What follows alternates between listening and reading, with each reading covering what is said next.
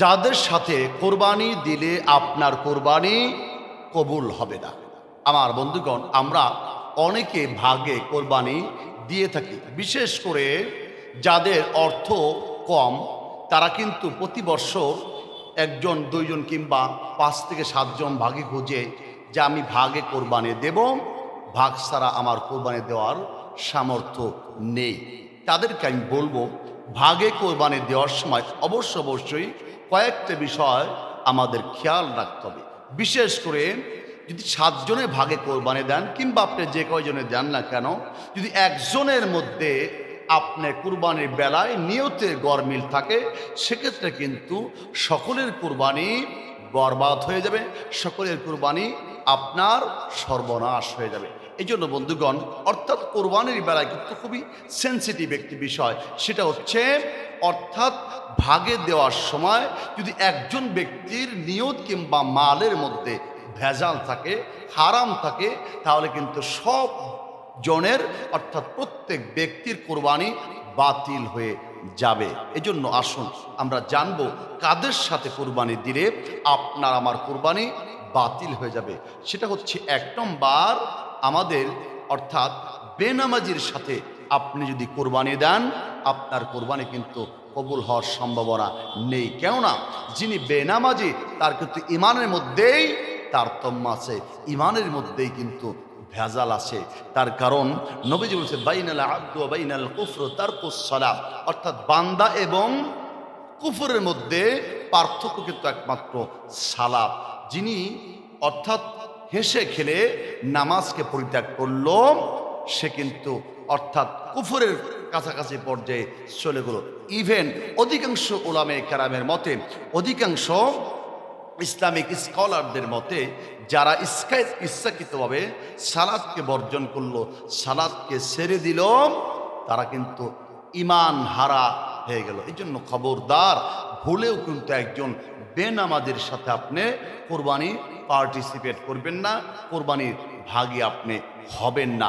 এই জন্য যদি পারেন, আপনি খোঁজ নিয়ে যদি কোনো ভালো মুত্তাকি পরহেজগার লোক পেয়ে থাকেন, সেক্ষেত্রে আপনি তার সাথে কোরবানি করতে পারেন। কিন্তু যদি না পেয়ে থাকেন, আপনাকে গরুই দিতে হবে এরকমটা কিন্তু নয়।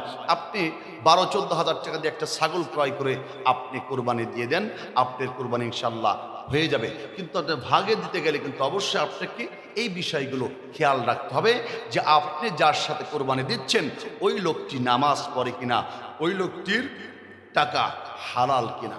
এবার আসুন, অর্থাৎ দ্বিতীয় যে ব্যক্তিটি হচ্ছে আপনার সুদখোর। সুদখোরের সাথে কিন্তু কোরবানি ভুলেও আপনি দিতে পারবেন না আপনার কোরবানি, এবং আপনার সাথে যারা দেবে সকলের কোরবানি কিন্তু বাতিল বলে গণ্য হবে। এই জন্য বন্ধুগণ, আসুন, সুদখোরের কোরবানি কিন্তু আল্লাহ পাক গ্রহণ করবে না, আল্লাহ পাক কবুল করবে না। তার কারণ যিনি হারামখোর, হারাম টাকা দিয়ে আল্লাহর দরবারে কোনো ভালো আমল, কোনো ভালো কাজ, কোনো ভালো সওয়াব আশা করা যায় না। কারণ নবীজি বলছেন ইন্নাল্লাহ তাইয়্যিব লা ইয়াকবালু ইল্লা তাইয়্যিবা, অর্থাৎ আল্লাহ পবিত্র, আল্লাহ পবিত্রতাকে গ্রহণ করেন। আল্লাহ কোনো নাপাক, কোনো হারাম বিষয় কিন্তু আল্লাহ পাক গ্রহণ করেন না। এই জন্য ভুলেও আপনি অর্থাৎ ভুলেও আপনি হারাম পন্থায় অবলম্বন করে, হারাম টাকা অবলম্বন করে আপনি কোরবানি দেবেন না। আপনার কোরবানি তো হবেই না, ইভেন আপনার সাথে যারা অংশীদার হবে এদের কোরবানি কিন্তু গ্রহণ করা হবে না। এই জন্য বন্ধুগণ, আসুন, যারা হারামখোর, সুদখোর, এদেরকে আমরা অ্যাভয়েড করে চলবো, এদের থেকে আমরা দূরে থাকবো। এদের সাথে কোরবানি তো দূরের কথা, এদের সাথে সম্পর্ক যতটুকু দূরে রাখা যায় এমনকি এদেরকে আমরা বোঝাবো, বারবার বোঝাবো সুদ। তার কারণ সুদ হচ্ছে একটি হারাম বিষয়। আল্লাহ পাক নিজে বলেছেন আহাল্লাল্লাহুল বাইয়া ওয়া হাররামা রিবা, আল্লাহ পাক ব্যবসাকে হালাল করেছেন, সুদকে হারাম করেছেন। এরপর আসেন তৃতীয় ব্যক্তি, যিনি হচ্ছে ঘুষখোর, অর্থাৎ জালিম, যিনি অপরের উপরে জুলুম করে টাকা হাতিয়ে নেয়। ঘুষখোর, যারা ঘুষ খায়, এরা কিন্তু হারামখোর। নবীজি বলছে আর রাশি ওয়াল মুরতাশি কিলাহুমা ফিন্নার, ঘুষখোর এবং ঘুষ গ্রহীতা দুজনেই আপনার জাহান্নামে যাবে। অর্থাৎ যিনি ঘুষ দেন এবং ঘুষ নেন এবং যারা সাক্ষী থাকে এদের সম্পর্কে কঠিন আযাবের কথা বলা হয়েছে। এই জন্য বন্ধুগণ, খবরদার আমরা কখনো এই হারামখোরদের সাথে আমরা কোরবানিতে ভাগীদার হব না। যদি আপনি জেনে থাকেন স্পষ্ট এই লোকটি হারামখোর, এই লোকটি ঘুষ খায়, আপনি তার সাথে কেন যাবেন?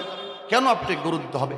আপনি একটি ছাগল দিয়ে দেন, ইনশাল্লাহ আপনার কোরবানি আল্লাহ পাক কবুল করবেন, কোনো সমস্যা হবে না। এই জন্য বন্ধুগণ, আমরা ভুলেও আমরা হারামখোরদের সাথে কোরবানি করব না এবং আমরা বেনামাজিদের সাথে কোরবানি করব না। আল্লাহ পাক আমাদের সকলকেই দিনের সহিবুল দান করুন এবং আমাদের কোরবানিকে আল্লাহ কবুল করুন। উচ্চ কণ্ঠে পড়ি আমিন।